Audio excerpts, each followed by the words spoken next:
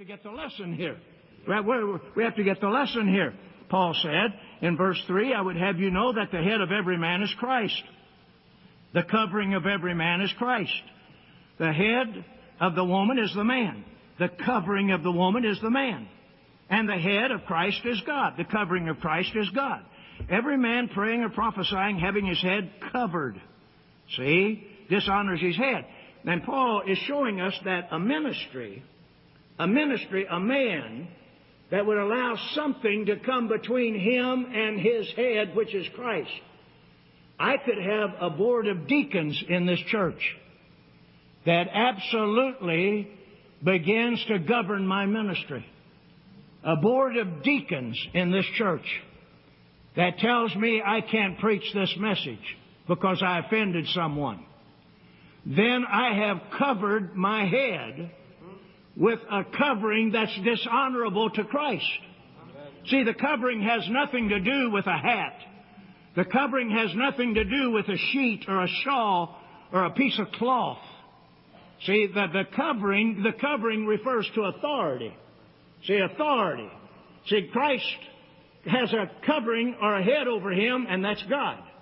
Christ is covered. There's someone that's over Christ, that covers Christ, that is an authority over Christ, that he can submit to and labor under and be blessed as he submits to and works under that covering or that authority, which in Christ's stead happens to be God. See, for the head of the woman is the man, the head of man is Christ, and the head of Christ is God. And so Paul went on to say in verse 4, every man praying or prophesying having his head covered dishonoreth his head, because the head of every man is Christ. And if I allow something to cover my head besides the covering that God has already given me, which is Christ, then I'm dishonoring my head. See, every man praying or prophesying having his head covered dishonoreth his head. In other words, Christ is my head. And if I allow a covering to cover me or begin to tell me what I can preach, what I can't preach, begin to influence me, if a husband allows someone to influence him to ignore his home, his family, his God, and begin to live an ungodly lifestyle, then that husband has absolutely dishonored his head, Jesus Christ. He has allowed someone else to cover him or influence him or entice him and lead him into a lifestyle that his God-given head, Jesus Christ, would never permit him to do. So that husband now becomes dishonoring to Christ. See? And a man of God can dishonor his head, which is Christ. See, Paul said here in verse 3, the head of every man is Christ. See, the head of every man is Christ. Every man praying in verse 4, prophesying, having his head covered, and we're really talking about a man of God here, a minister. Every man praying or prophesying, having his head covered, dishonoreth his head. A real, true man of God cannot permit. There's no way that Paul could allow a board of deacons to tell him what he could preach, what he couldn't preach, where he could go, where he couldn't go, because Christ was Paul's head. Christ was Paul's covering. Then Paul went on to say in verse 5, but every woman that prayeth or prophesieth with her head uncovered dishonoreth her head, for that is even all one as if she were shaven. Now, Paul is still not talking about hair here.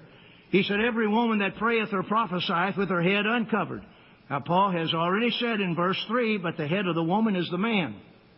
Now, for a woman to pray or prophesy with her head uncovered, that means for a woman to function in religious activity without being delegated that authority, then she dishonors her head, which is the man.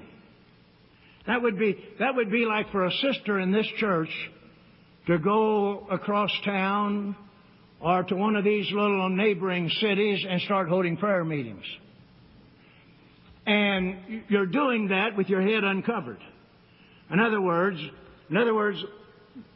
this man of God, the head of the woman is the man, this man of God has not authorized you to go to that little town and begin to hold prayer meetings in that home. And so when a woman prays or prophesying with her head uncovered, that means she has no spiritual authority to do what she's doing. But if someone in this church would be sent by me, delegated by me, to go to Ames, if a sister in this church was delegated by me to go to Ames every Friday night and hold a prayer meeting in another sister's home, then that sister could go and she could pray or prophesy because her head was not uncovered. In other words, she was under a covering. We have to get the lesson here. We have to get the lesson here. Paul said in verse 3, I would have you know that the head of every man is Christ. The covering of every man is Christ. The head of the woman is the man. The covering of the woman is the man. And the head of Christ is God. The covering of Christ is God.